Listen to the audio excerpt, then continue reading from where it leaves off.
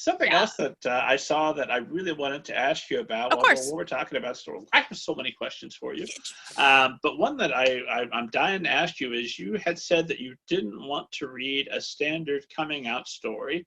So my question for you is, one, if I could have you first define what is a standard coming out story, and then give us some insight as how to make that better. How can Hmm. authors dig deeper and make that something that would turn your head that you'd be interested in? Yeah, of course. Okay. This is me. Even though I grew up on Lifetime and I love really sad stories about people experiencing really sad things, coming out is just, we've, we have been inundated in our society of like really sad and depressing coming out stories where the person is experiencing like homophobia, and this is manifesting within physical and emotional and mental abuse, even before people know that they're queer, or and after, and they're usually in small towns.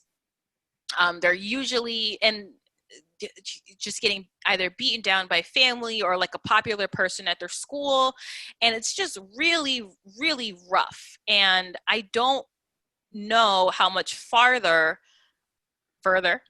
See, this is also, I'm not a copy editor. Um, with this specific story. But all that said is, it is still a very true reality for a lot of people, and a lot of people, particularly who are going through the phase of questioning, and this is at any age, their identity. These type of stories can really help ground people. For that reason, I like stories that have queer people being queer and just enjoying their lives. This doesn't mean that I want the world to ignore the fact that homophobia, and again, like even racism and other prejudices exist, but we also need to share worlds where that aren't defined by the trauma that your identity can cause. So how to make coming out stories a little bit deeper, I think, one, I'd like to see so many, and this is not the fault of writers either, because a lot of times writers write what they know, and a lot of people who tell coming out stories may be from backgrounds from smaller towns where it is harder. And these are stories that also publishing gravitates to in terms of marginalized identities. It's almost like they really love the trauma of it all. That's what brings the awards, I guess. Um, but I think a really great example of a coming out narrative that wasn't necessarily about coming out, but it had that factor in it, is a movie. It's a Netflix, that was on Netflix, called The Half of It. Um, that was written by an Asian American writer about a young girl who helps this kid write love letters to the girl he has a crush on. Unbeknownst to him, she has a crush on her as well. The story isn't really about um, the girl eventually getting with the love interest. It's really much a story about friendship and seeing each other, and connecting with each other, as you know, her and the boy realize that they have a lot of, like, you know, similarities in common, even though the personalities might be different. And again, with her father, who is an immigrant, she's first generation, um, and how he relates to her in her sexuality and her identity. So yes, she does come out during the course of the story. There is a moment of there is a homophobic moment in it, but ultimately that story is a coming of age story with a coming out story within it, if that makes sense.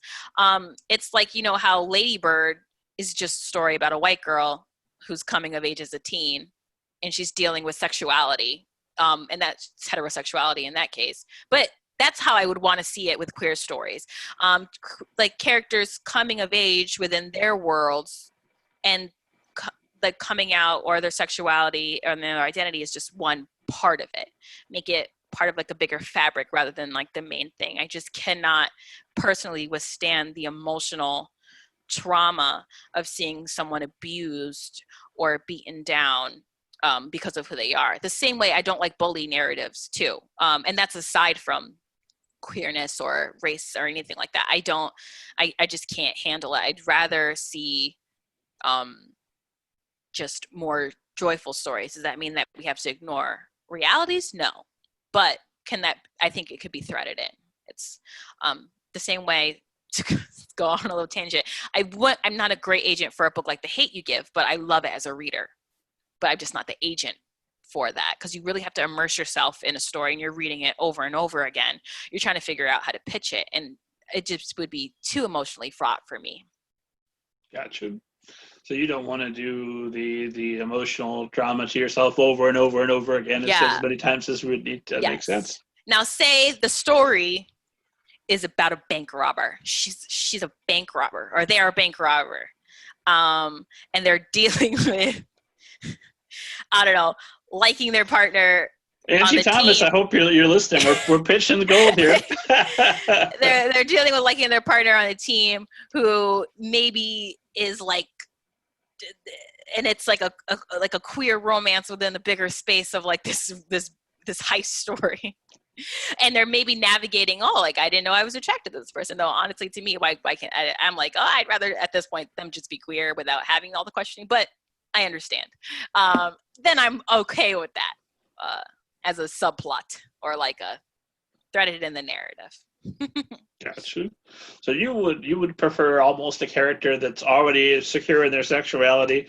They've dealt with that. Maybe they've already got an established relationship. Now let's worry about robbing these banks or dealing with these zombies or whatever it is. Exactly.